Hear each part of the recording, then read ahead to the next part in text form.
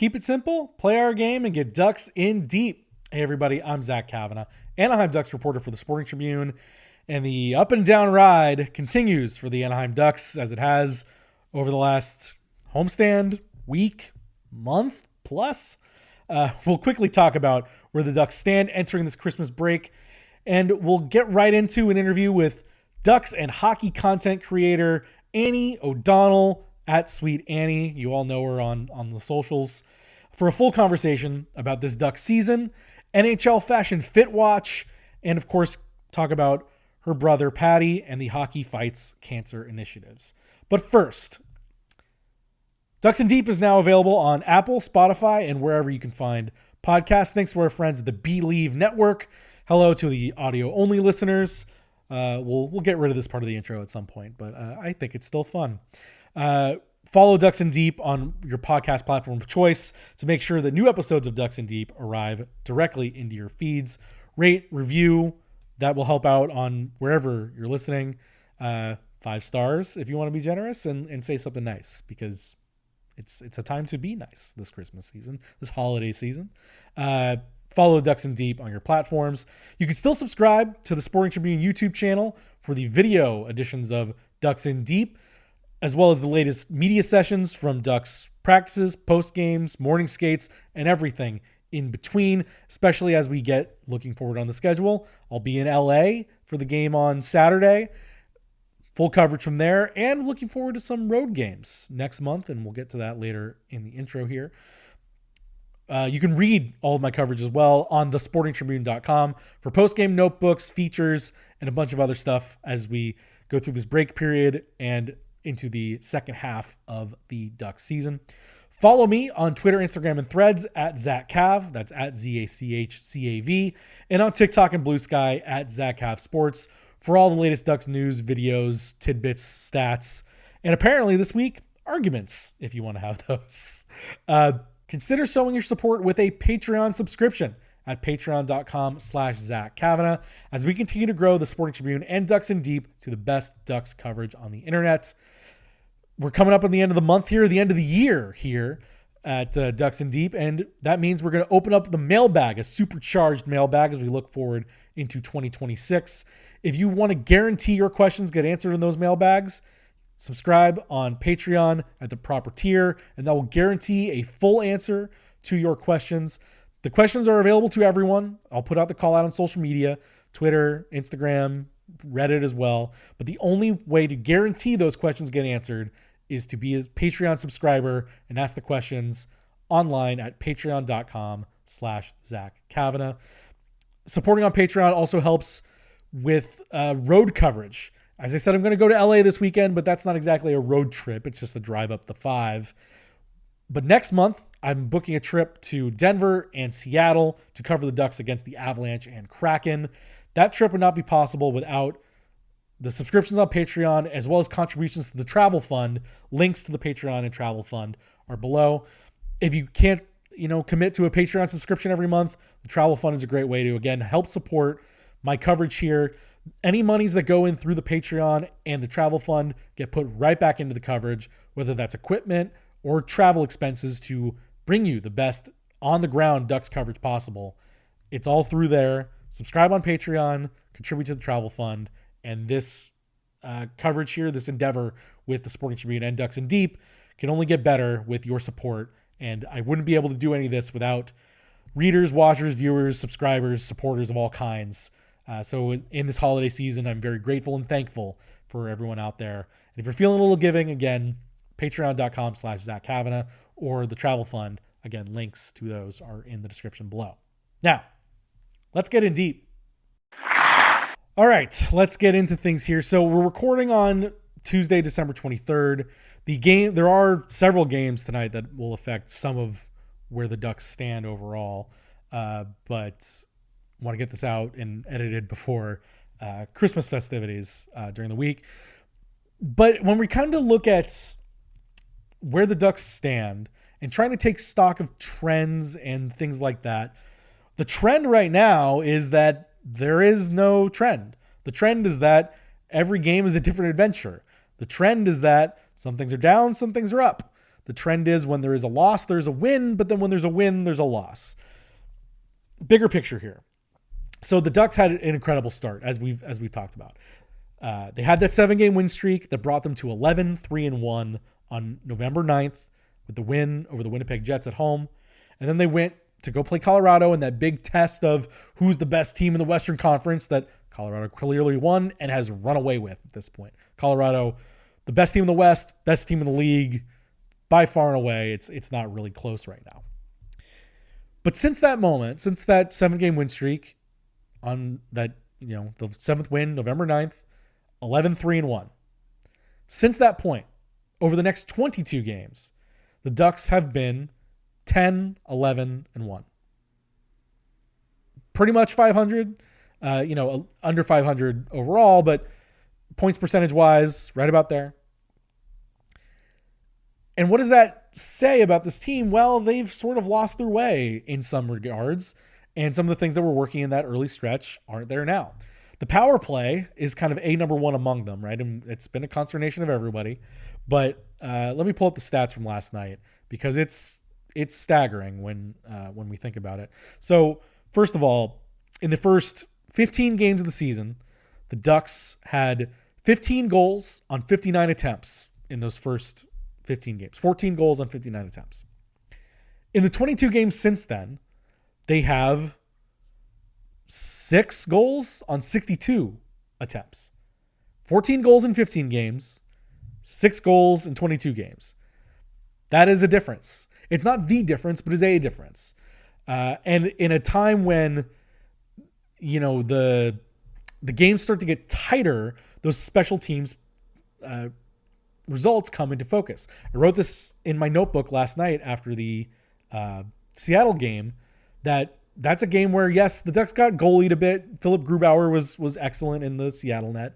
And even on the chances he wasn't excellent at, the Ducks were shooting a lot of pucks into his chest. Not difficult shots to stop. They were trying to get to the middle of the ice, but they weren't creating a whole lot of traffic. But what they were doing is showing that in these tight games, special teams takes center stage. Seattle's first goal was a power play goal. In a game where Seattle wasn't creating a whole lot, they were able to convert on their power play. Gave them a 1-0 lead. That was the third straight game in which the Ducks have allowed a power play goal. They've now allowed 18 power play goals over those last 22 games. Again, we're going with that stretch because it's a pretty clear demarcation line in the Ducks season of hot start where they've been. And then with the power play, they are now 0 for 12 in the last 4 games, 1 for 20 in the last 8 games, 3 for 39 in the last 13, and as I mentioned, 6 for 62 over the last 22 games. What has happened? Jay Woodcroft came in and at least early on, it looked like there was a more dynamic look to the power play. Chris Kreider had unlocked things. He was able to anchor that net front and create chaos to free up other guys to be dynamic and move around and create these chances. And that's evaporated. And some of that is the in-zone play. Some of that is, it just seems like they aren't moving as much as they were. They aren't creating as much havoc at the front of the net. But additionally, they are back to the same problem that they had last year, the year before that, and the year before that. This team cannot set up in the zone. It is difficult for them to enter the zone cleanly and set up and perform. And what is that about? Well, when I asked a couple of the guys this week, I asked Leo Carlson, and he said that he pointed to, and it's on him, and he knows that they need to be better at faceoffs. They need to be winning more faceoffs. That's not happening. They're not getting possession in the zone when they do get those faceoffs because they're not winning them. And then additionally, Cutter Gauthier mentioned the puck possession. That comes along with the winning the faceoffs and the zone time and all that. But when Leo points to the faceoffs, that's right when the power play starts. If you can win the faceoff and, like Cutter said, hold on to your puck possession, pursue the puck, you can lock a team in the zone and be successful. When they get out of the zone, they just can't get in. And Quenneville pointed out that they're not getting as many opportunities to make the power play work at this point. And that's true. I can see that. But Brian Hayward said this when I watched the game back last night. after, covering it live, that there's sometimes that it's a momentum killer. And Quenneville said that the power play isn't sucking the momentum quite yet, but it depends on the chance. The first power play chance where they got 0 shots, that's not one that you're going to write home about. The next power play, they did get 4 shots and they were dangerous, gave them a little momentum. There was that surge in the second and third periods where the Ducks were dominant. And we're just focusing on the one game here, but that's kind of the microcosm. When we look towards everything else, when the power play isn't producing, that's one thing. 5-on-5, the rush chances seem to have evaporated a bit because teams know that that's what was making the Ducks most successful. So the B game is this puck possession style that they are getting more comfortable with, and you're seeing more plays off that down low cycle, and you're kind of seeing it not with the top guys, but with the fourth line, the Ryan Poehling, Ross Johnston combination.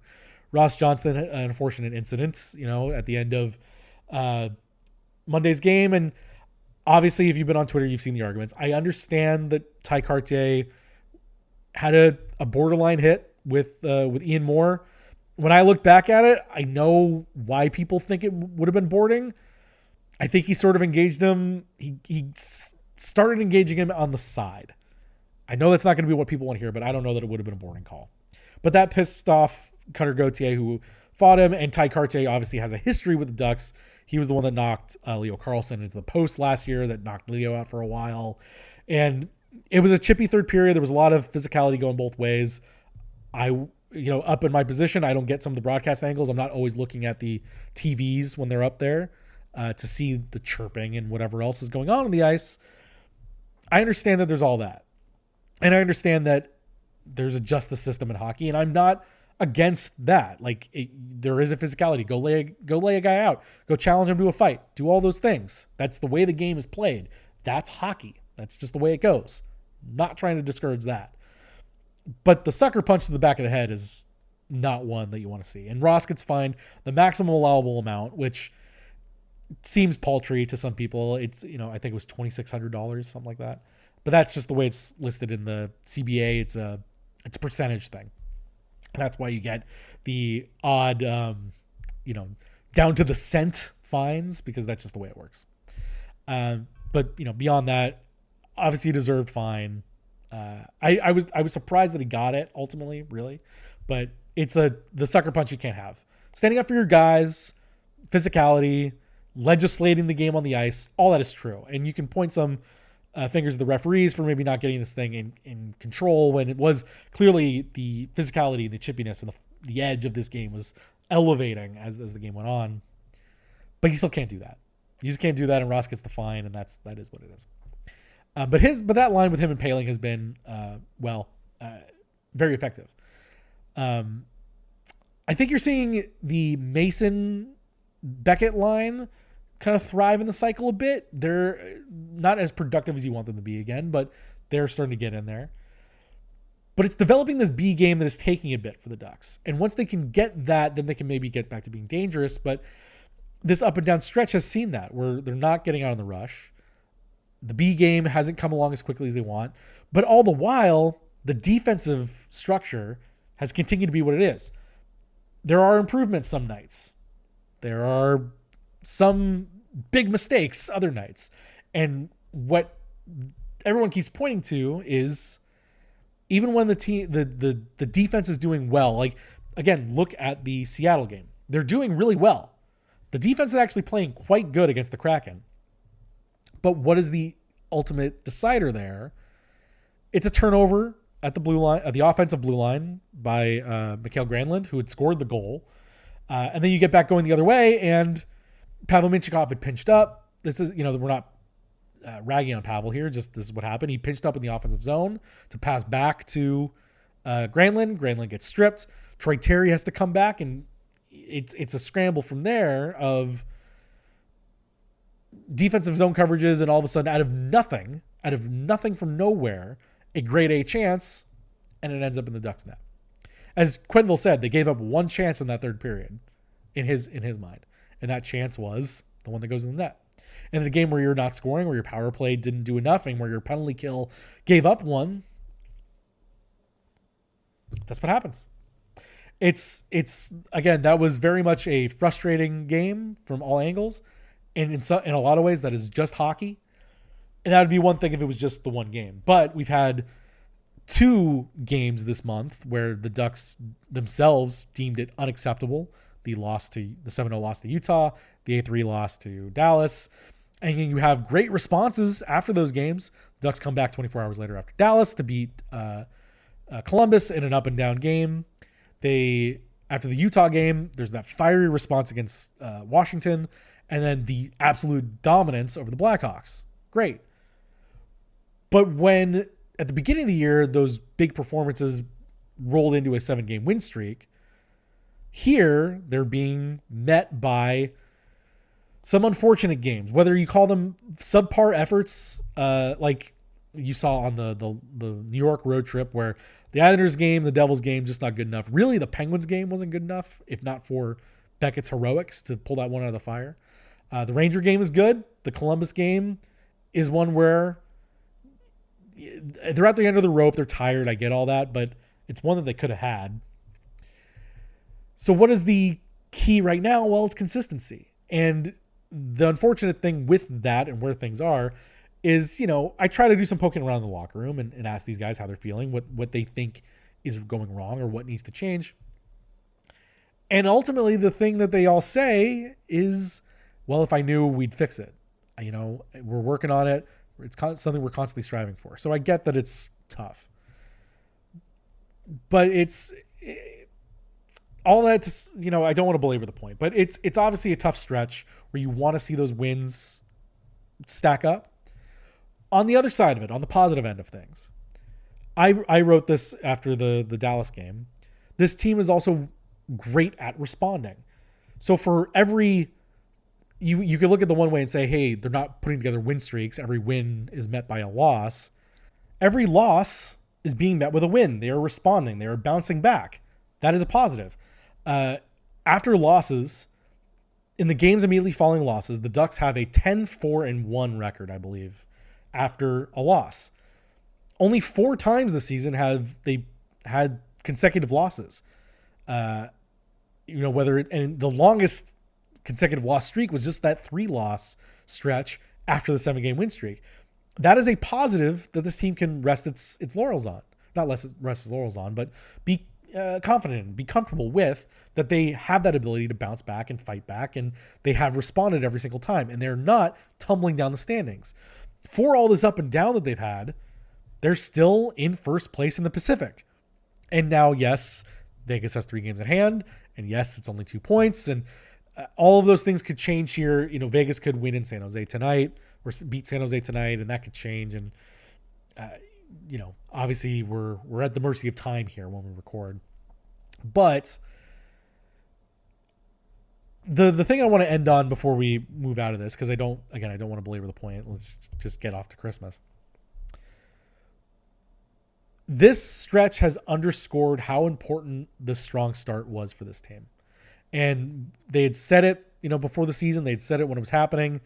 We've said it in this space for years that, you can't clinch a playoff spot in October and November, but you can certainly play yourself out of one.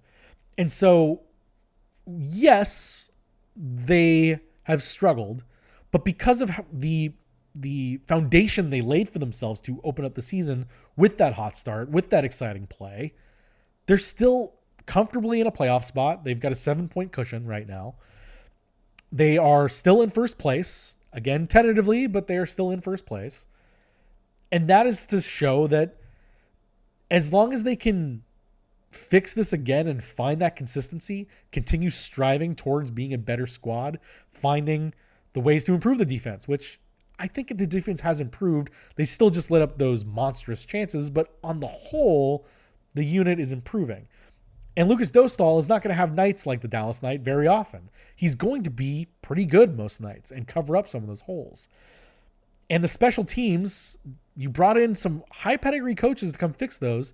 If the power play can find its rhythm again, if the penalty kill can level out a little bit, then you get the wins in some of these tight, like if the power play succeeds at least one time, one out of the two times, and say you don't let up that power play goal, then that switches from a Ducks loss to a Ducks win over Seattle.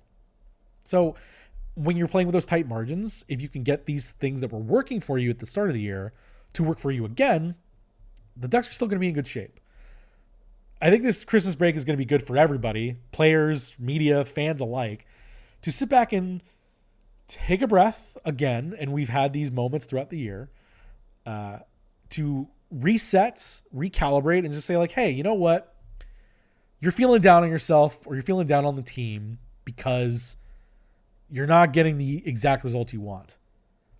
But even through the stretch of not getting those results you want, you're comfortably in a playoff spot. You're still in first place right now. And they've played 37 games. So let me do some quick math here, 40 plus games, 45 games left in the season. That's more than half. Plenty of time to fix things.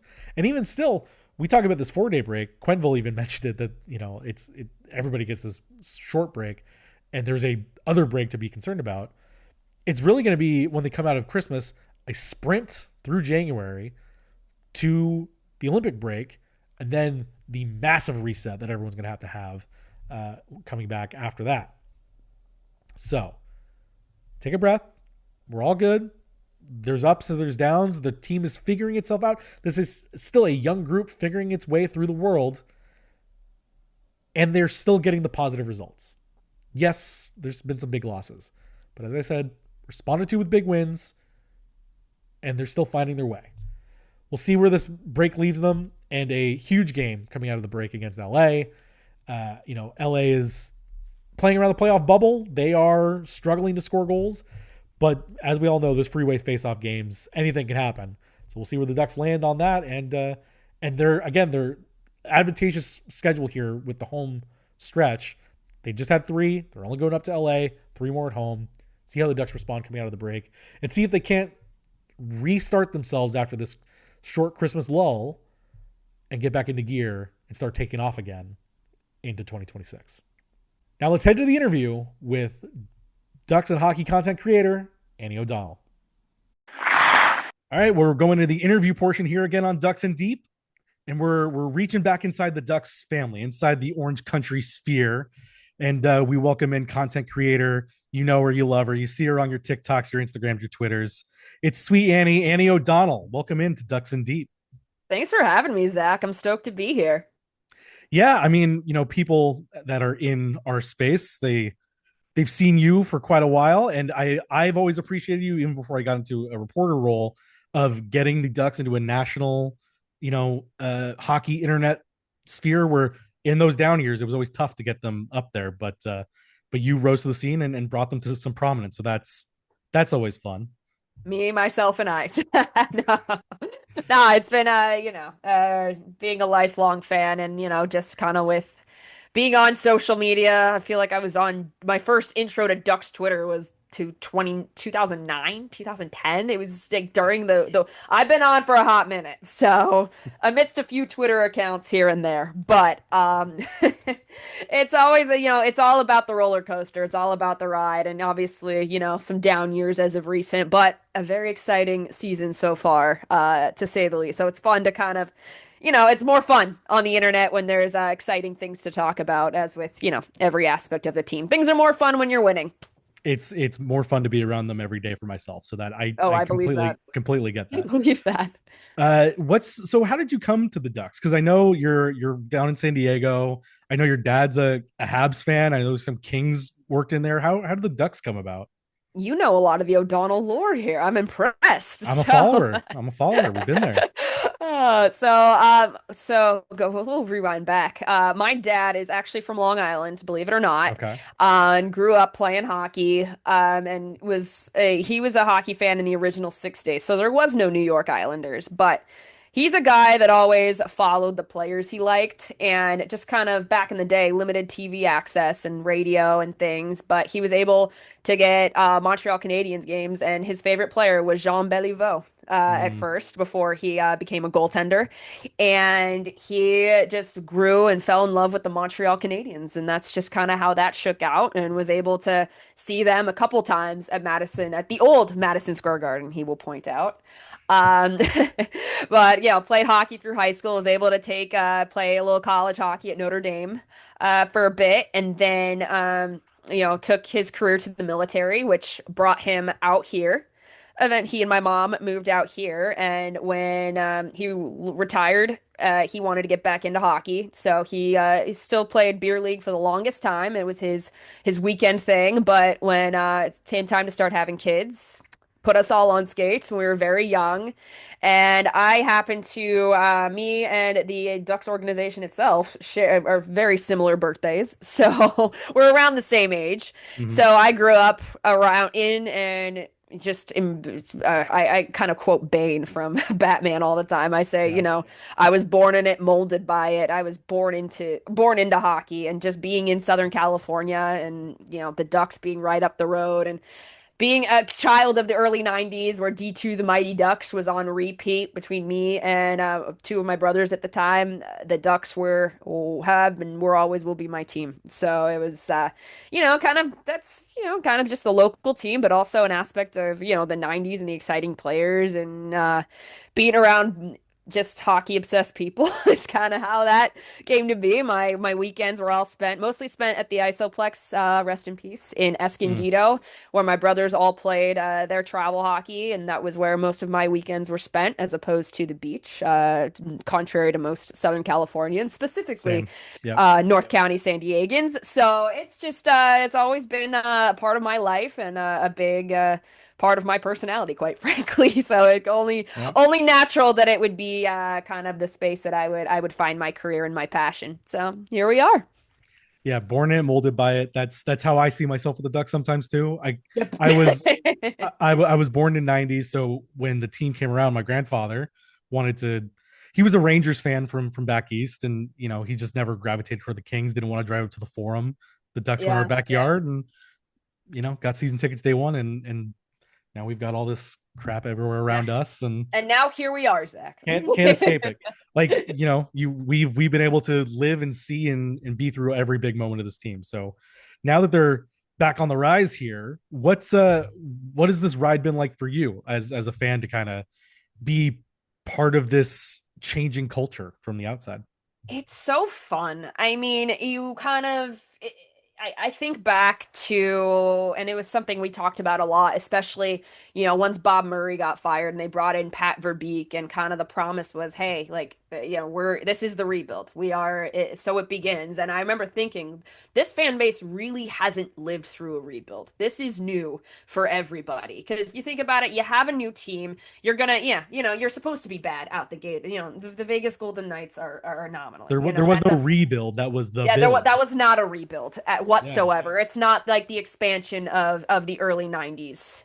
And, you kind of accept the fact, hey, the new team, despite the amazing marketing that was done with that team, and that's a whole other tangent we could go on, but Mm-hmm. you kind of expect, hey, new team, new players, it's going to take a little bit, and it took them a little bit until, a few playoff runs, and finally that miraculous run to the '03 Cup final. And from there you get the Getzlass, the Perrys, you bring Timu back, you get in Chris Pronger, and you win you get to Cup glory in '07, and we continue to ride. I would say that the consistently winning, as far as division titles, of course, after that, always competitive, but never quite enough to get over the hump. To get especially 2015, 2017 still hurt quite, especially 2015. That one, Every time I sit in the building and I look up at the banners, I think about those. I just go that's, 1, 2, 3, 4, and just the yeah. forward, back, forward, back, forward, back. It's just like, Yeah. it stings. Like, I would trade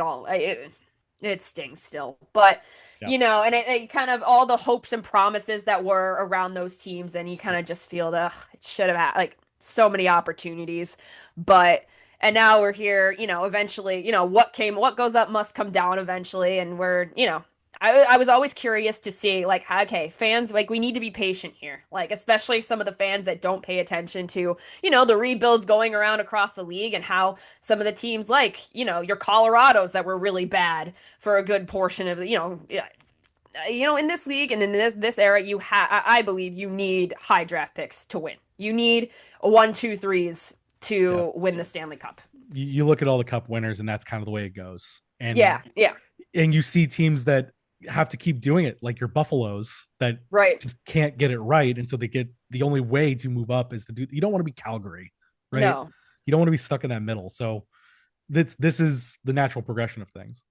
exactly. It's the ebb and flow. It's the roller coaster, as I kind of touched on. It's the natural life cycle of a team and an organization. And as you bring in somebody that is tasked with rebuilding a club, which quite frankly, I think is one of, as you know, as a fan outside looking in, I think that GM job has got to be one of the most appealing to take, as opposed to like Kyle Dubas going into Pittsburgh, where you're Yeah. just trying to hold on for dear life Patch to the that core holes. Yeah. and patch the holes, build a cup contender around it. Whereas Pat Verbeek, he really was able to come in, and you have the Samuelis, who I think are really good about letting the hockey people do the hot, because they're not hockey people. They're super supportive. They're obviously, we know, best owners in hockey. I would Very argue enthusiastic people. Yeah. enthusiastic people. They love the community. They're just love, they love this team. They want to win again. So they're going to put the right people in positions and let them do what they need to do to a fault. I believe that's why Bob Murray was in his job for so long, but I Yeah. digress. Yeah. Yeah. And kind of trusting the process and letting Verbeek do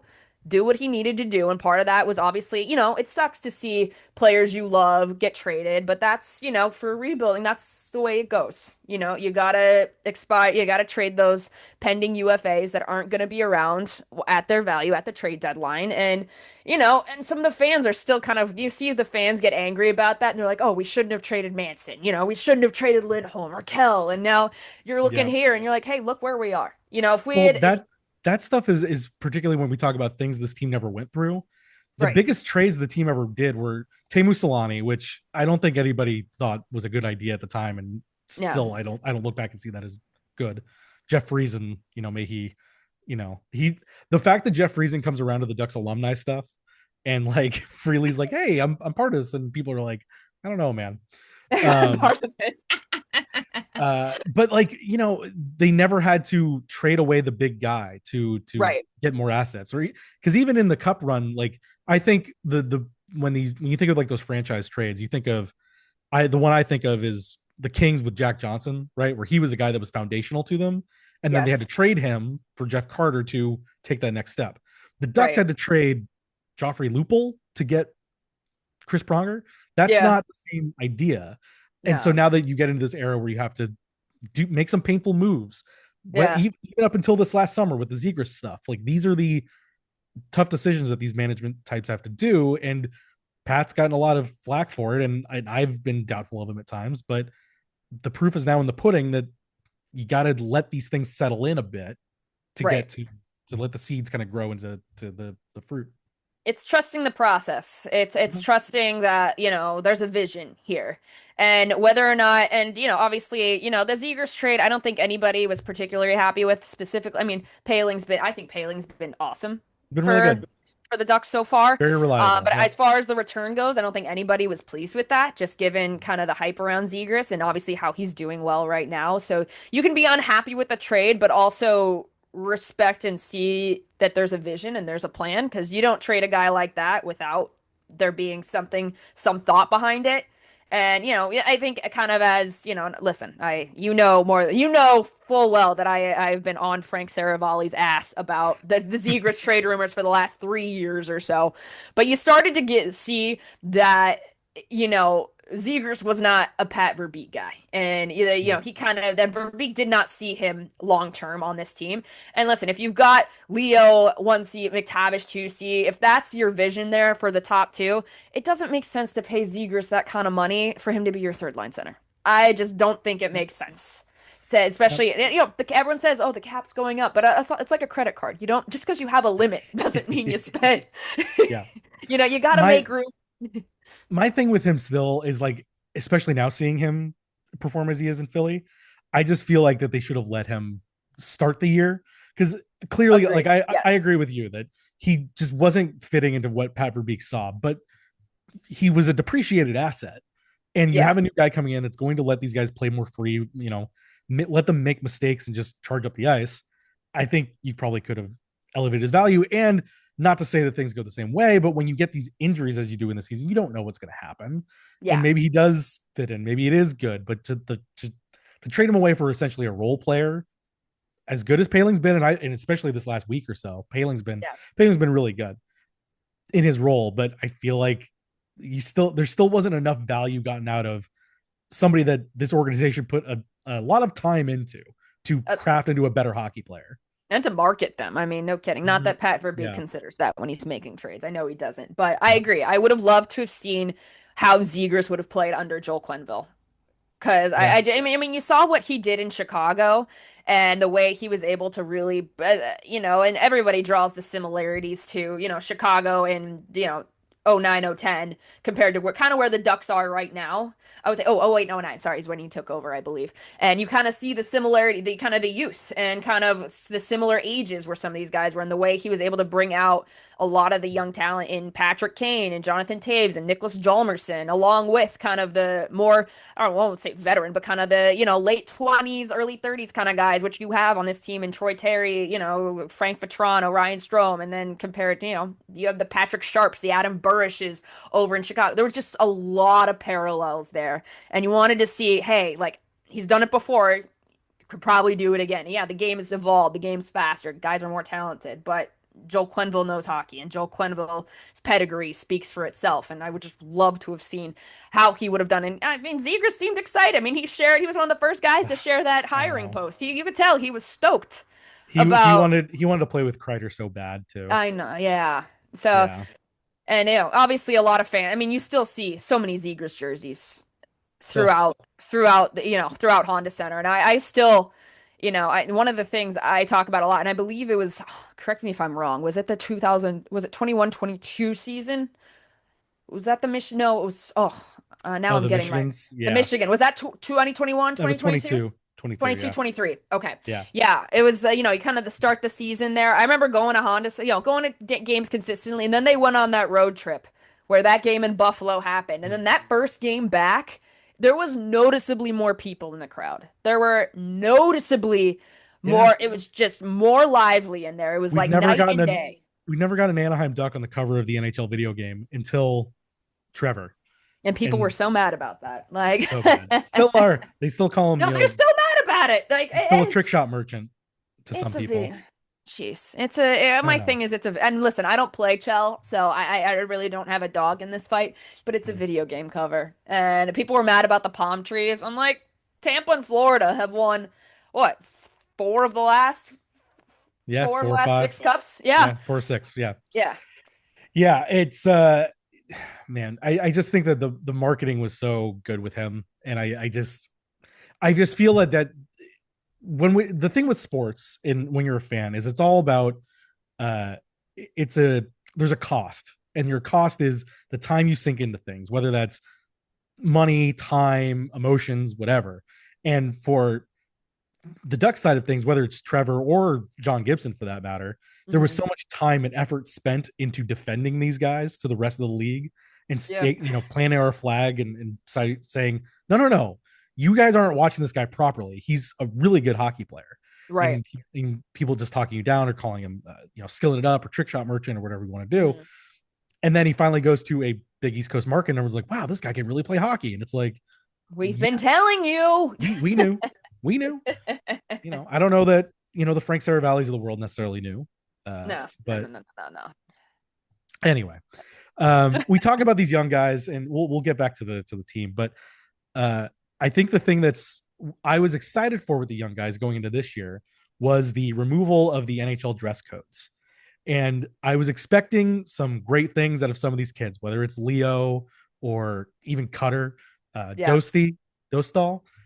And I've seen your weekly reviews, and I have to say I am also quite disappointed with some of these fit choices on the Ducks roster. What have you made of the Ducks in terms of this new fashion era for them? Listen, I'm gonna be careful with my words here, Go ahead. but They won't see this. they're not the best dressed team by any. Mm-mm. They have Dosty's a heavy hitter. I mean, he always, even with the suits, he's pretty sharp, and it's fun to see him kind of bring some of that sharpness into his casual style. But it's Cutter has pieces that are really good, and I'll Mhm. give him that. But for the most part, yeah, not impressed with.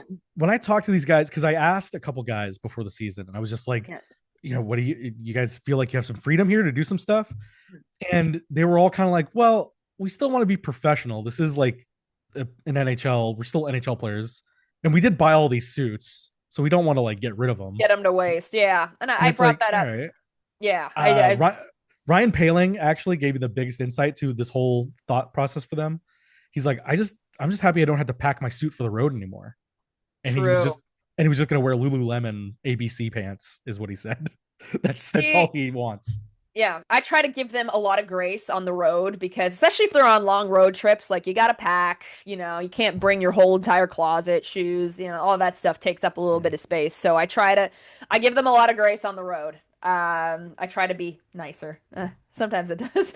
Hey, Sometimes I can't help myself, but no, I think it's personally, it's obviously one of my favorite changes as somebody that loves hockey and fashion, and the fact that they've both collided is literally Christmas, as we speak Christmas week. It's been a great content point for me this season, but I just think it's a great way for players to showcase their personalities in a league that obviously, as we know, could not market their players if it fell flat on their face. And it's rowdy, people are saying, oh, like, show these players personalities, market their players. But meanwhile, most teams' ways of doing that is shoving a mini mic in their face after they get off from practice. And they're like, hey, Dan, do this for TikTok. Hey, do mm-hmm, this. mm-hmm, And it's just some of these guys, you're just like, it's just so not them to do that. yeah, So this is more of a safe way to allow them that more freedom of expression and hopefully through there kind of evolve. And that's been my hope is, as they kind of see the popularity around it and the guys that do are taking really advantage of this free dress code, like the Mikhail Sergachevs, the Tage Thompsons. yeah, It's just been so fun to see. The Marty Natchez, I have to bring him up too. He's been great as well. You hope that like kind of you see those guys doing it and it'll kind of trickle down because as you know, hockey is such a for the longest time it was such a good old game. These are the mm-hmm, unwritten rules. These are what you have to do, and you still get the comments of bring back the suits. Oh, I miss the suits. Meanwhile, like if you look at these pictures, I would say 75% of this league is still wearing suits. Like a good absolutely, yeah, portion of these yeah. guys are still wearing suits, but for the most part, it's either suits or these guys are looking like, they think their fashion choices exist in a four-walled Lululemon. Like that's it. So I like celebrating and kind of highlighting the guys that are taking risks and doing fun things with their style, which is one of my favorite things. So Yeah, yeah, but as far the two things I wait for in those videos every week is Mikhail Sergachev, because yes, I'm not tracking this myself because I just don't see it.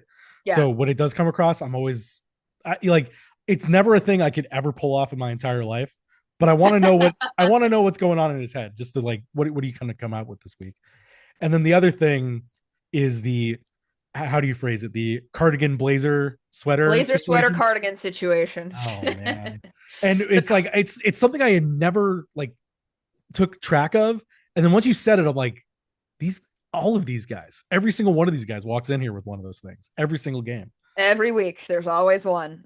And Mason tried to get past me, but I caught him last week. He had like a nice black one, Yeah. which it was sleek, but I was like, found one, got it. It's good, it's sharp, it's casual, but It's just it's some it's yeah, got to be done well, and it's just interesting. I'm like, what? What's the? Just wear a yeah, cardigan. Just wear a blazer. Just yeah. wear a And pick we one. have to put an iron on Leo Carlson's wish list or something. Oh jeez. Oh my gosh. I That poor mean, kid. he has so much potential too because he's I got know. personality. He's gonna make a lot of money come next year. So I Yeah. want to see him invest in a stylist. And well, listen, I don't have hope. I've seen the gaming setup. He has the apartment of a 20-year-old boy. Like, He told me he fixed that. I told him to send out some pictures. Like, I'll help him. He's like, yeah, no, it's literally. like I don't want to do that. Like, okay. But It's he said he fixed it. Just get a better desk, dude. Like they have some of these gamers have nicer desk setups than I do. Like this man went fully, and he's Swedish. I get it. Fully went to IKEA and just like built this thing himself. I know Well, exactly. he told me, because maybe this will get fixed tomorrow or in the next couple days. He hadn't been to the IKEA here. He said Oh, lies, lies, that's what he told me. And so we lies. were talking, because we were talking about like Thanksgiving food, and Yeah. he's like, oh well, maybe I'll go to IKEA for meatballs on Christmas. I'm like, okay, well, there's your opportunity, man. The one right off the 405 is right there. I, You would think. You would think. lies. I I That don't is know. their That's what he mothership. said. What do you mean? And I told him, I'm like, like Hampus Lindholm and Rickard Raquel, that's where they basically lived when they were here. Like they went Yeah. like once a week. He's like, yeah, no, just haven't been. I was like, okay. All right. Yeah. I don't know if I believe you, but Lies. go get some Christmas meatballs, my man. Exactly. Um, so to the team itself, you know, I've talked about this a bit. Like the start was so good, but over the last 22 games, they're a perfect like roller coaster. Up and down, yeah. They lose and they find these ways to have these big response victories, and they just can't seem to string it together. What are you seeing with how they're playing? I think we're seeing a lot of some kind of gaps in their defensive game that Yeah. just need to clean up a lot. Which is to be, you have a lot of young guys on that blue line, and I that's to kind of to be expected, but you've also got a lot of veteran players there. So and we all knew, I mean, with the hot start, everybody was really excited, and we had to kind of I'm not I'm God for knocking on wood here. There's enough talent on this team pending any, like I said, knocking on wood again. I'm not if I bring anything into fruition, I'll never hear the end of it. But, no real like big crash from there. But, Yeah. we expect kind of things to level out here, and it starts to kind of see, this is the time of year where you're starting to see the little gaps in the things that need fixing, because they like here, like Buffalo was off to an awful start. Now they're won the last six, I believe, Six if in a I'm row, not yeah. mistaken.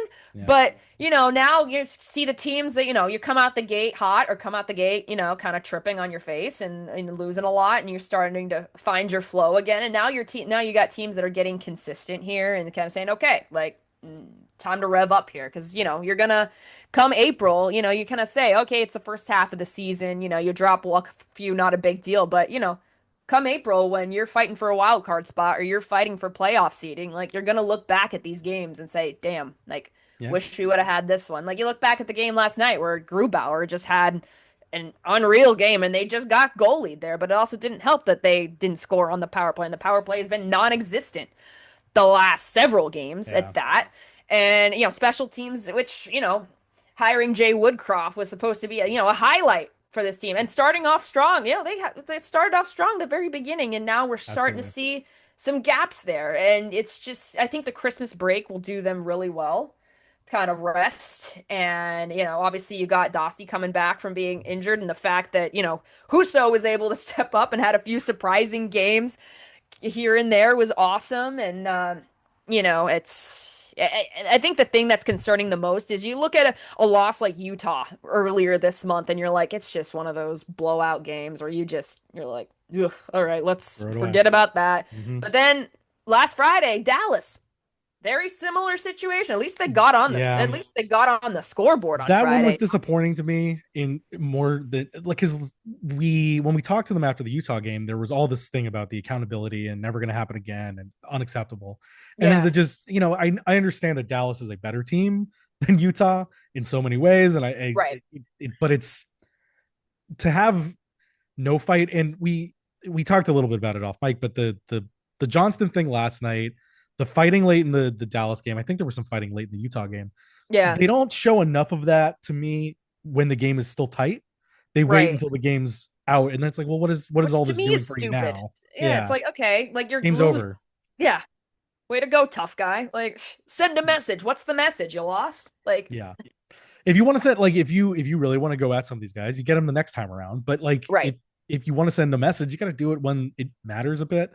And Totally. I'm a little frustrated with that part of their game that's shown up over the last month. Yeah. Um, I think the thing that's something you pointed out though, like when we're looking towards the end of the year, it's we had these conversations over the last couple of years when the team was bad of like, oh, you can't win a playoff spot in November, but you can play your way out of it.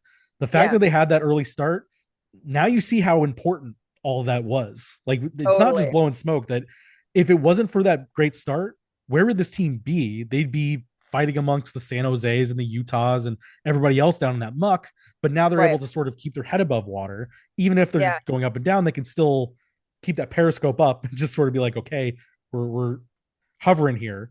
But Yeah. they do need to get it back into shape. But it shows how important the start was for this team.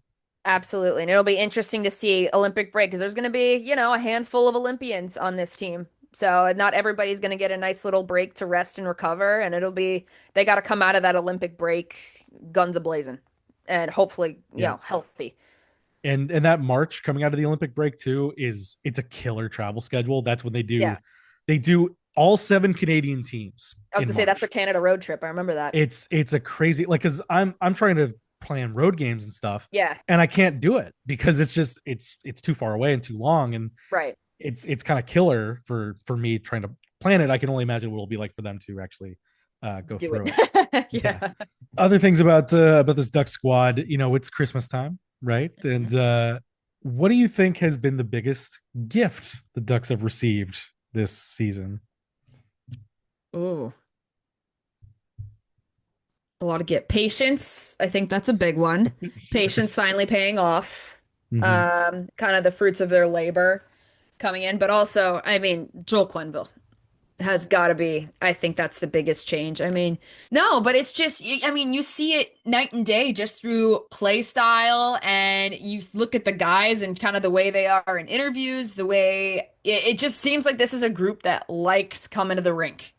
And just the fact that they were so excited from the get-go to have a chance to play under a guy like him. And obviously, as things started to get out about Cronin last season, especially with the Ducks, where for years it's always been a vault, and it's been very hard to see things trickle out of that front office. Once you had the players talking, and once Chicklets had picked up on that the guys do not like him, you knew you were in for trouble. And I admire Verbeek for acknowledging, hey, wasn't the right fit. We switch, we change course, and you know, controversially getting the best guy available, I would say, and not without, obviously, like I said, controversially, no, it was not without backlash, which I think the Ducks handled as perfectly as they could have. They were, press conference, they laid it all out there. They answered the questions. They didn't shy away from anything, and I commend, guys like you and guys like Derek that have held them accountable and that have asked those difficult questions as well. But I really do think that it's had just such an impact on this team and on the fan base as well, because the majority of these fans, not the new ones, but the ones that remember the Getzlaff and the Perry heydays, remember playing against those Blackhawks teams and how tough it was, and how, especially that 2015 Western Conference final, and they know that this guy's got, 3 cups as the head coach, one as the assistant in Colorado, and that this is a guy that knows how to win. So it's trickling down, not just from the player standpoint, but I even, the employees of the Ducks that I know that have interacted with him have said nothing but great things. So I truly think, just from an all-around organization and fan base standpoint, like, he's gracious with the fans when he speaks with them, from what I've heard. So I just think it's an overall win, and just a great gift. Absolutely. And it's winning cures all things in Yeah, in some instances. yeah, But I think, I haven't like been able to kind of go out there with this, but it's people have questioned like whether he's still doing the work, whether it was all just kind of lip service at the time. And hmm, he's doing the work. The Ducks have just made it a point to not make a publicity stunt out of it. yeah, And Joel has kind of been like that as well, where he's always done charity work even when he was in Chicago, and yeah, he specifically just doesn't want people. He doesn't want cameras. He doesn't want reporters around to just like make a big thing out of it. right, It's him doing the work, and it's quiet. And some people will say, well, you have to answer for everything for everything you said you were going to do, but it's a no win situation. Either you're not showing any of the work, or you're not showing that you're doing the work. And so people say, you haven't told us that you're doing it, or you do it. And then it's a publicity stunt. So Exactly. all of that Exactly. together, it's been handled. He's been a very great presence in that way with the organization, and the organization. Like, the other thing to keep in mind, and you mentioned the day of press conference, the fact that Henry Samuoli came out and talked to us and was Yeah. very upfront about it. Everybody knows this guy doesn't come out and talk to the media all that much, if ever. And so for Right. him to come out and face that and answer all of our questions, nothing was shied away from. We were able to ask our questions. They gave us answers to pretty much everything. Um, and again, you have to. We mentioned the Ducks and the community work and all that. You can't come into the Ducks and not be involved in the community in some way. Like Totally. I've been told that, like, when new players come in here, if they're like, hey, do you have a charity or some sort of cause you want to support? And a lot of them will have one, but sometimes we're like, I don't know. They're basically told, like, well, you better think of one, because Yeah. that's what we do here, is we help the community and we interact. So Yeah. I think that side of the game is sort of, it's not going to ever be publicized. There are guys that have been on this team for a very long time that do charity work every single week, but you don't hear about it because it's just not what they want. And Yeah. that's kind of what's going on here. So Yeah. kind of a thing to couch there. But when the thing you said encapsulate this all together, you as everybody that's on the outside, the fans, everyone else sees that they're happier. And even when I was covering the Cronin days, we would poke around the players a bit and sort of be like, Mhm. hey, are you guys good? And they'd be like, well, no, we're not winning, so of course we're upset. And you're like, okay. Yeah. But you could, there were, the veteran guys would be sort of protective. Even Zegras, when we asked them, he would be like, no, I have a fine, my relationship is fine. But it was Yeah. very much like, he's my boss, I come here and I do my work and I go home. And it just, they're going about their day. It wasn't, Yeah. they weren't necessarily unhappy to be at the rink, but they weren't like, man, I can't wait to get back on the ice today. It's just like, okay, I'm here, I'm doing my job. that is Exactly. that is not the case anymore. These guys legitimately love being on the rink, being together, playing the game. Even in this up and down stretch, it's just a different vibe of the locker room. And even guys like Frank Vetrano have gotten a lot of flack this year for the lack of production. Yeah. And when you talk to Frank, he's frustrated by it for sure, but his attitude has not changed. He is Hmm. still very excited to be in the room, even when he himself is not producing, or the team is having these ups and down times. And the vibe is such a complete shift. And for any concerns people had about Quenneville or just the culture of the Ducks room post Cronin, it's been fixed. And it's not just because they're winning. Yeah. It's it's for all these other reasons. They are a happier group, and that allows them to kind of fight through these tougher times better than they had been Totally. before. Like, it's like, one loss does not suddenly snowball Right. into a 6 game losing streak. They lose, they get upset, they come back the next day, smile on their face, and ready to get back at it, Yeah. and they I keep mean, going. yeah, you look at the holes and like we talked about, like right now, like as we're getting into late December and you get into early January when teams are starting to ramp up and kind of going into the Olympic break, you see, the holes that need to be fixed and the kind of like you said, like the ability to come in, enjoy being with the group and love coming to the rink every day really helps you fight through the little adversities to where, hey, if you drop a game or two in a row, like you said, you're able to kind of, hey, brush it off, kind of show up, work, attack the next day, attack the next game, come to practice, work hard, and kind of do what you need to do. And that's huge to get through an 82 game season because there's all sorts of ups and downs, injuries, streaks, things like that, and guys feeling like they're not producing. I mean, poor Frank Vitron. I mean, he was going from first, second line minutes all the Yeah. way, now he's bottom six. Like, of course his production's gonna falter there. And some of these young guys, like people were so high on Drew Hellison the last 2 seasons. This year, he's everybody's favorite punching bag on the Mm-hmm. blue line. It's somebody new every night, it feels like. Minchikov was getting it not too long ago. And with when you especially with the defensemen right now where somebody's gonna be sitting, kids are gonna, people are guys are gonna get scratched night in, night out, everybody's looking for somebody to blame. And, I just think it's a long season and people are, you're And calling for trades. it's easy to pick on the defenseman right now too, just Oh, because of course. and it's, again, when we talk about the change from Cronin to Quenneville, the difference between the two of them is right there in the defensive metrics, where Cronin actively tried to get the team not to be a rush team. He Hmm. wanted them to be puck possession focused. He wanted them to be defensive focused, and the roster just wasn't built for that. And now you Right. see that when they're excelling, it's because they're getting out with speed, and the defense is not where you want it to be. It's not where any of them want it to be.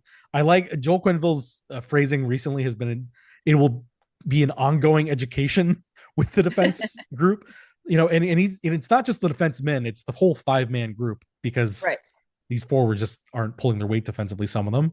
Yeah. And you let them play through the mistakes, you let them play faster, and there's going to be mistakes. Guys are going to have to get rotated in, but that's the point of having a competitive roster. Is if you're Drew Hellison or if you're Pavel Mintyukov or Olin Zellweger or whomever, you know that, hey, if I make a mistake, I'm going to get put on the block here.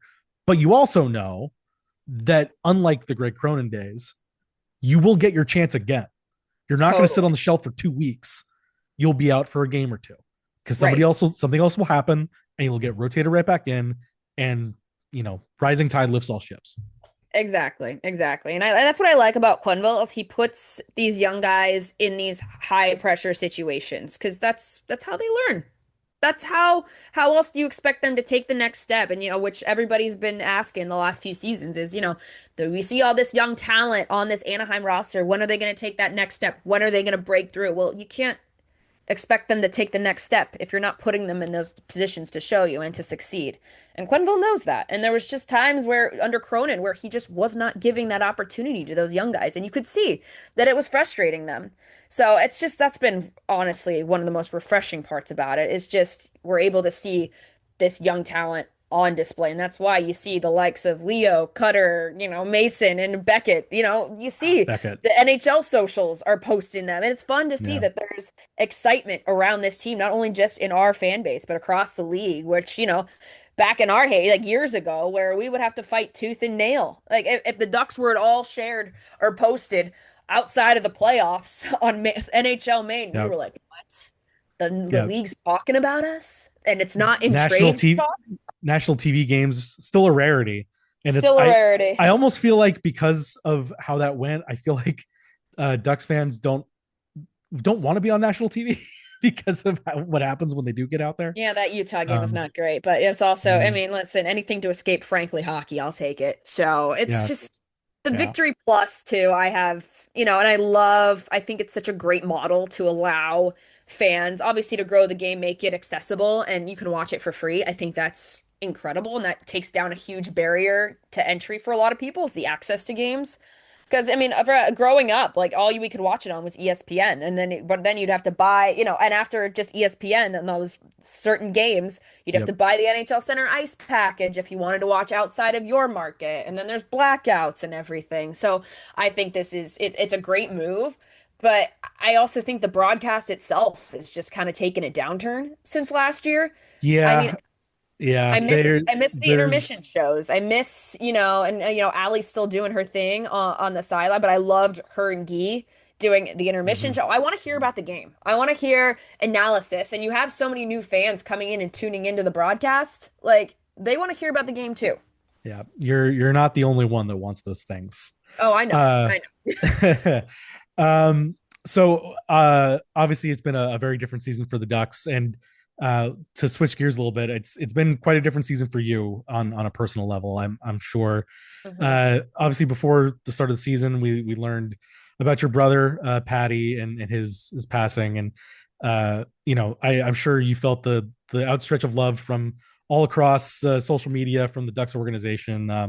What was that like to have that sort of community come around you, in those moments? It it meant the world. And I apologize if I get a little emotional here. It's also the 4 month anniversary of his passing, so it's a heavy day for me.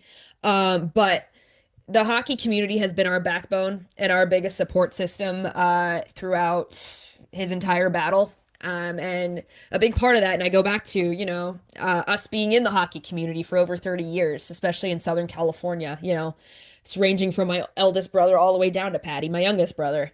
So we've just, the community and the friendships we've built. I mean, I've got, there's hockey families that are basically family for us, and they have just rallied around us, sent meals and, supported us in countless ways. So to kind of see that from the start of his battle to the end of it was just incredible, and it's no words to kind of feel the one thing, I guess, as a big sister and somebody that just I love my brother to till my dying day and with all my heart, you kind of think about I just love seeing how loved he is. That Yeah. that meant a lot to me, especially with, the Ducks doing they did a social post for him and just Lukáš walking in with I fight for Paddy, hockey fights cancer sign and things like that. It meant the world to us. And the one thing I just, that in my brother's 23 years on this earth, he had impact and that he was loved and that he's not forgotten, even by people that had never met him, that just know his story. They felt like they knew him and they supported him and cheered him on as so many people in the Ducks community did. He's actually a huge San Jose Sharks fan, Right. if you've been following me. But due to his friendship with Lukáš, and his involvement and his time and success in the Anaheim Ducks High School League, the Ducks community really has taken him in and really embraced him. And it's been the most heartwarming thing to see. And from the bottom of my heart, as a big sister, it means the world. I can't thank everybody enough. Yeah, it's like I said, I've followed you for a while. I've seen Paddy's fight, and it Yeah. was always very inspiring. And to see him connect with Lukáš, and I know you opened up to Derek Lee of the Hockey News with a great story that he put out on the Ducks Hockey Fights Cancer Night. I encourage everyone to go find that. It was it's lengthy, but worth everyone's time if you didn't get a chance to it. But um, to describe Paddy's relationship with Lukáš a little bit, because it felt like there was a real genuine connection that was made between those two. It was truly special. I mean, it's one where, you know, it had, and you think about it and you're just like, had Paddy not been sick, they probably would have never met. But if they had met, they would have been great friends because they were just so similar and pretty close in age.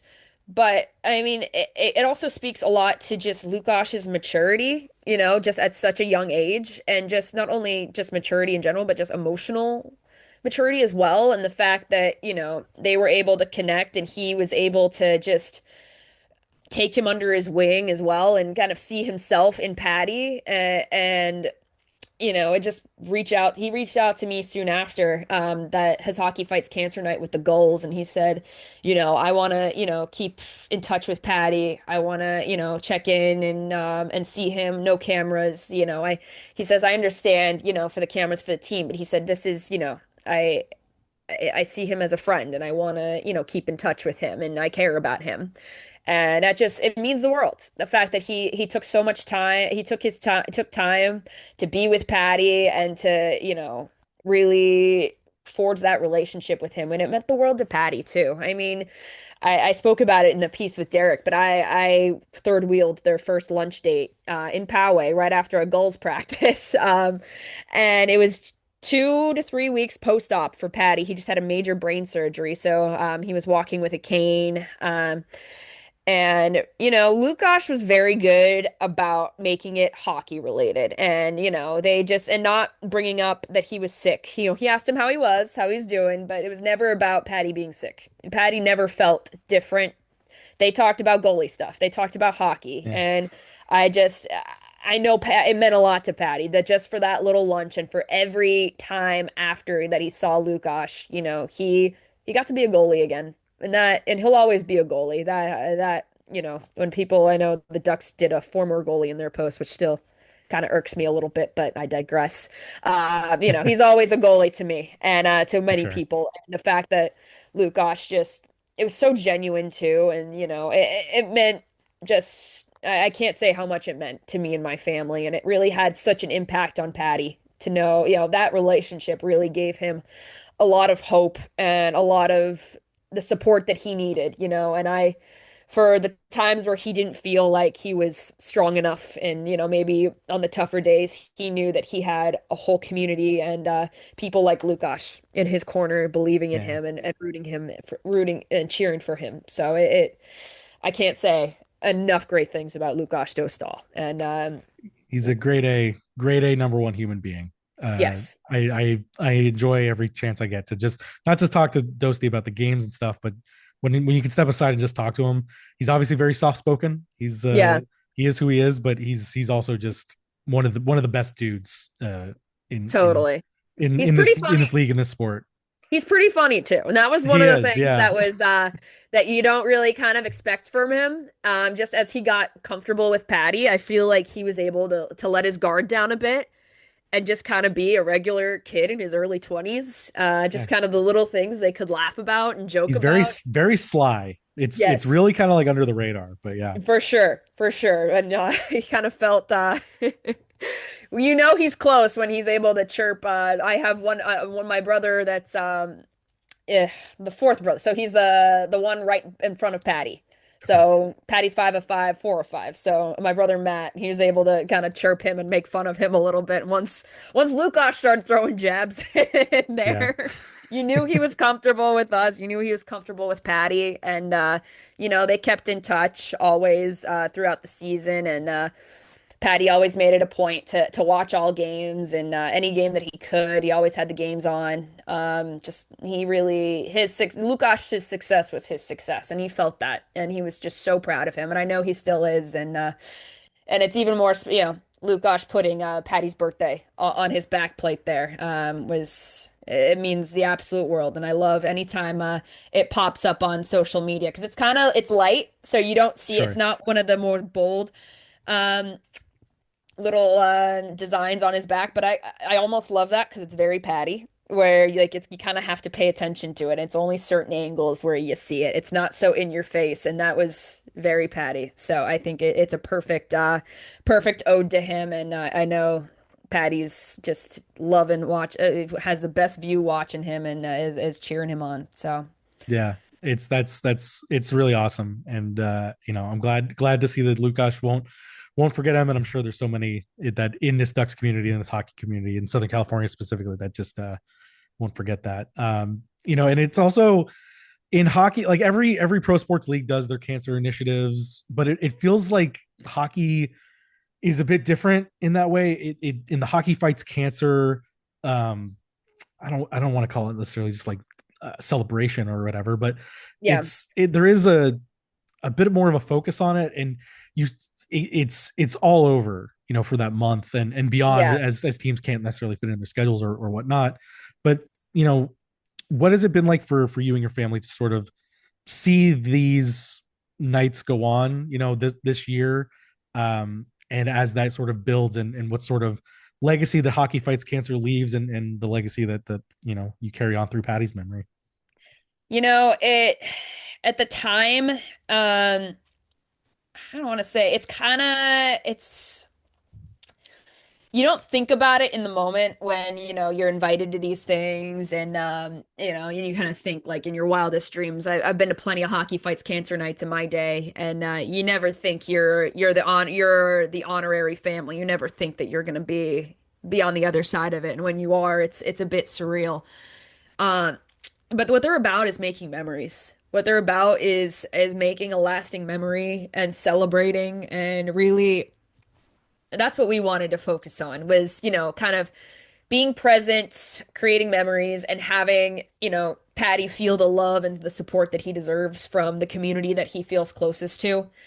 And that was what it was about, what was most important for us, And now seeing them go on, I mean, we made the choice not to go in person on for the Ducks one this past November, but just kind of watching it on TV, which Ali Lozoff and the Victory Plus team did a super special tribute to Paddy on the broadcast, which was great, and we loved being able to see it. Um, I'd be lying if I said it wasn't emotional for me to watch, but I also love kind of seeing how teams do different things. Like Buffalo is always really great. They've got the Roswell Cancer Institute there, and they always walk in with cancer fighters. Some of them are little kids, and it brings, as someone that has been on the caregiving side and has lived it, it brings a lot of just perspective to life. With today being my birthday too, it reminds you that age is such a gift. And I feel like in a society and in a day and age where everyone tries to be younger and get younger, and so many people fear getting older, and we make jokes about feeling old and things, but what a gift it is and what a privilege, and no day is promised. And it's why like nights like these are so important. To just not only for other people like families like mine to make memories, but to, that's why Pride nights are important. It's why military appreciation nights are important because you also think about the families that have, paid the ultimate sacrifice, have lost somebody, or, you think about anytime somebody, they do, they honor the hero of the game at Honda Center, you kind of feel that, especially in Southern California where there's so many military families and there's huge Absolutely, yeah. military presence here. But you also think about like pride nights and things and how like so many people seek community in hockey and they feel so loved and accepted. And I think the Ducks have done a really great job with their pride nights in the past, even though I do think it's stupid not being able to wear the warm-up jerseys Yeah. and things like that. But, above my pay grade. But it's, those nights are important and it reminds you of how an organization, whether it's sports, hockey's just it's more than just a sport. It's so much bigger than what it is. I love when the game transcends life. I love when there's a human side to it and it just reminds you that, what you're doing and people who put this on and the people that work in sports, this is why they do it. This is why they do it to make people feel special, to feel like their community and the place wherever they are, whatever team they support, that they're with them. That it's not just a one-sided relationship there, that they have the support too. And Paddy felt that from across the league, from across the entire, we've received, the president of the San Jose Sharks sent us a very nice care package with a Sharks Hockey Fights Cancer beanie, which Paddy wore all the time. And even when he wore it to Honda Center, he was asked to turn it around so the Sharks logo. But his outfit of choice was always his Lukáš Ducks goals Hockey Fights Cancer jersey and his Sharks Hockey Fights Cancer beanie because he was like, don't anyone get it twisted. He wanted everyone to know where his allegiances lied. Sure. But yeah, it's it's bittersweet obviously because it brings us back to seeing those memories, but it also warms my heart to know that families and fighters currently are getting that support and that love that Paddy got. So Yeah, no, it's like I said, it's an incredible thing that this sport does that it's not just the NFL players wearing pink wristbands. It's not it goes beyond that, it feels yeah. like, and Oh, completely. it's awesome that that your brother was able to get involved with that in such a personal way with Lukáš, and that the Ducks in the league continues to fight for that. So Yeah, uh thank you for talking about that and being generous with that. And of course. and I think anybody that's in this Ducks community, whenever Hockey Fights Cancer that comes around, will always think of Paddy Oh, at some thank you. time. Well, um but let's finish up with some hockey stuff. all right. uh so where we are right now, the Ducks are on a 98-point pace. They are 7 points clear of a playoff spot. They're technically in first place, but Vegas has 3 games at hand. Yeah, Do you think the Ducks still make the playoffs I do. on December 22nd, I 23rd? do. Yeah. I do. If not, if not atop the Pacific, and I won't be surprised if they're not, definitely I think they make it. Pending any kind of. I've knocked on wood so many times. I just don't want to be responsible for speaking any of this into existence, but I'm optimistic. I still am. I think, we saw some great potential in that first stretch of the season. Like you said, we're a little up and down right now, but I think, kind of going into the Christmas break now, time to relax, reset, come finish the new year strong And, kind of as things kind of wait out and we see, I just think there's such a good combination right now of young talent and veteran presence. And as long as Lukáš stays healthy, that's going to be key. He's still obviously a huge piece to that team. And, when he went out for those 2 to 3 weeks, we're all like, okay, brace for impact. Like, just Hold on get to your out of this butts. stretch Yep. as above five. If we get out of this stretch above 500, I will consider it a win. And the guys who so stepped up when he needed to, and it was a big part of why the Ducks stay were successful in a lot of those games. And I got to stay optimistic here. I have no reason to be negative at this point, even with the kind of the holes that we've seen and the points of improvement. So I say we make the playoffs. Do the Los Angeles Kings make the playoffs? Ah, Because they're quite in the mess right now. they're Our mid. our, It's our boy so, Corey I mean, Perry. what did you expect when you brought in Ken Holland to run your team? I mean, seriously. And I don't Yeah. think Jim Hiller's the guy either. Um, I I do actually see haven't looked at the standing. Where are they? The 39 points. They're tied with Utah. They're 2 points yeah, ahead of the Sharks right now. uh, I I do see a coaching change for them. That's inevitable. I can't That's believe that they haven't inevitable. done It's it just yet. a matter of when. And I mean, I'd go for Pete DeBoer. It's You got to go get him for before him before Toronto somebody does. else does. Like, Yeah. and I'll say yes, but barely. It still pains me. Like, even though I'm in the media now and I don't have emotions anymore, No, of um, course. it pains me to see Corey Perry living, thriving, trying to thrive now with the LA Kings. It Does it hurts. does it still sting? Because it still kind of does to me. I'll still root for him. I still cheer when he scores as long as it's not against the Ducks. Um, but I will say I get it hurts, but I get a lot of joy and laughter out of seeing the Kings fans have to Yeah. deal with the fact that he's producing for them and he's been one of their most productive players on that team. So, which I was like, you spent so much of your fanhood hating the guy. Now you have no choice but to root for him. And it's like, keep bringing up movie references here, but I'm going to use a Kylo Ren one when it says, "You're still holding on. Let go." Like, just, you need to just accept the fact that Corey Perry is fun to root for. Like, and we see Yeah. it constantly. Like, when he signed in Dallas, they didn't like, and then he's great for them in the playoffs. They're like, oh, yeah, they bought in. Montreal, same thing. Tampa, same thing. Chicago, short stint, but same thing. Edmonton, same thing. It's inevitable. We know how this is going to shake out. You're just stressing No. yourself out and making yourself angry by fighting it. Simply accept it. He's never hurt anybody. He's, Yes. I mean, has he? I don't think he's ever been suspended for anything. He's fine. He squirted a water bottle and a couple. Yeah. What Squirted Corey a few Perry water. does, he doesn't injure. He's not a goon. He's No. just hijinks. He's Yeah, just, he's having a little fun. exactly. Future Hall of Famer. Come Ah. on.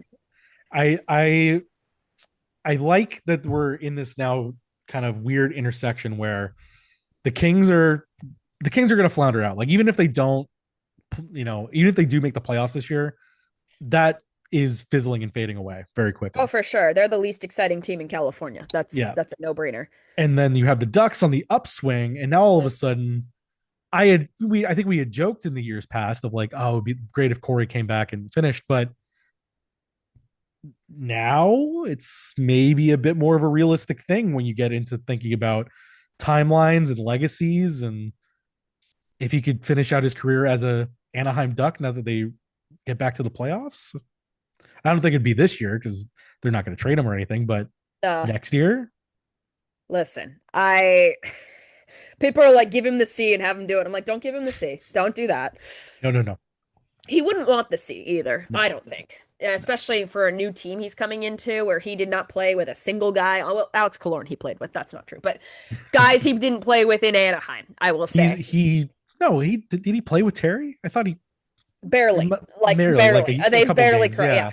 Yeah, I yeah, feel like he had his first Terry made his NHL debut, what, 2017? Was yeah, it? yeah, Yeah. So maybe like a couple games here and there. So yeah, okay, all right, we'll count Terry. All right. yeah. We'll I got count two. it. Yeah, But I part of me would say why, but then Pat Verbeek probably really loves Corey Perry's style of play. So Perfect. they don't call him the little ball of hate for nothing. So Yeah. nice little Look, addition to that fourth line. I mean, we'll see. There's going to be a lot of decisions. Pat Verbeek's got a busy summer, especially if he doesn't sign any more extensions this season, which I think he should. But that's not my. yeah.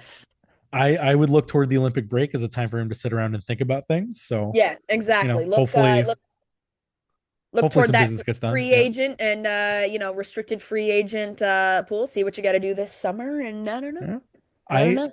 I just look at that fourth line and you say, well, does Ross, as good as Ross Johnson's been, does he need to be on that fourth line? Maybe not.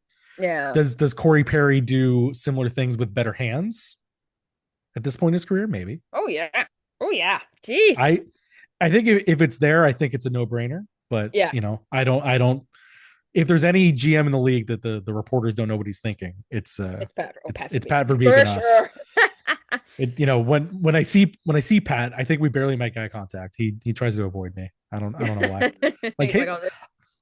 and he's scary. Like, he's a scary Yeah. dude. I try to make eye contact, and I'm like, I think about saying, oh hey, but then he just kind of steely and walks by, and you're like, oh, all right. Got his white monster in hand. He just crushes it. He's just ready to go. He's ready to go. All right. You've been more than generous with your time today, Annie. Thank you for coming on Ducks in Deep, and look forward to a rest of this very productive Ducks season. Thank you for having me, Zach. Blast chatting with you. And yeah, let's see how the rest of the season unfolds. Again, I want to thank Annie for being so generous with her time there, speaking to us in a long form conversation here on Ducks in Deep, and being so generous and sharing that part of her and her family's story with her brother, Paddy. Hockey fights cancer and everything that they've gone through the last several months. Obviously, cancer affects everybody at some point, and there are a lot of people that are fortunate to not have it affect them so directly and personally and closely as the O'Donnells did. But, it's a strength shown by them, and to celebrate Paddy and celebrate his life. To see the flame that Annie in particular carries forward is really great to see. Follow Annie on, I think, almost every social. I think she's just at Sweet Annie OD. If you're in the Ducks community, I'm sure you've seen her. Always a fun follow, and great insight on the sport. As she mentioned, it's been in her family the whole time, and happy to have Annie on, and we'll try to get her on later in the year when the games turn more important here for the Ducks. And that's not to say that the next stretch here isn't pretty important. As I mentioned, going to LA, I'll be there at morning skate. The Ducks will probably have one down here in Orange County before taking the bus up to LA later that evening. I'll be on site for all the coverage, and looking forward to getting back in the belly of the beast that is the artist formerly known as Staples Center. That's Crypto.com Arena, and we'll get back to it. So, as I said, we're getting close to the end of the year here. At Ducks in Deep. I want to thank everybody for following me in this coverage over the last year plus, full calendar year plus, at Ducks in Deep, at the Sporting Tribune. Ducks in Deep has really, again, only been the last few months, but the response has been great. I appreciate everyone that has gone out of their way to say hi when you see me at the rink or anywhere else, or just interact with me on socials. It's been a great ride here in 2025. And looking to make 2026 even better. Again, we'll be opening up the mailbag at the start of the new year. So if you want to get your questions answered in the mailbag, consider a subscription on Patreon. If you've enjoyed what we've done here at the Sporting Tribune and Ducks in Deep, or just my coverage specifically, and you want to give back in some way, you can do that through a Patreon subscription at patreon.com/Zach Cavanagh. Again, if you subscribe to the proper tier, you'll guarantee an answer to your mailbag questions when they get asked for at the start of the year. We'll open it up to everybody on socials, but the only way to guarantee your question gets answered is by subscribing on Patreon, patreon.com/Zach Cavanagh. If you want to just contribute, and if you're feeling giving in this holiday season, go ahead and you can contribute directly to the travel fund. Links to the Patreon and the travel fund are in the description below again, and I'm sure I've put a card up here for the Patreon. Again, I appreciate anybody that's given anything they can at any point. It means the world to me that people care to read my coverage, contribute to what we're doing. And again, I wouldn't be able to do any of this without people out there, not just contributing, but simply reading, watching. If it wasn't for an audience out there to share this with, there would be no this. So thank you to everybody for doing that. If you want to continue to follow my coverage, you can follow me on social media at Zach Cav. That's at ZACHCAV. That's on Twitter, Threads, and Instagram. On TikTok and Blue Sky at Zach Cav Sports. Ducks news, videos, conversations, everything will be there, especially when you look for the mailbag callouts later this month. Subscribe to the Sporting Tribune on YouTube. That's the Sporting Tribune for new episodes of Ducks in Deep, as well as all the Ducks post-game, pre-game, morning skate, practice coverage. All that shows up there. Follow Ducks in Deep on the podcast platform of your choosing, now that we're here audio version with the Believe Network. Spotify, Apple, everywhere else. It's all there. Please rate, review, and follow Sporting Tribune. Follow myself everywhere you can. It's been, as I said, it's been a great ride here, and we'll get ready for 2026 and a great new year. So, Merry Quackmas, Happy Hockey Days, and until next time, see you at the rink.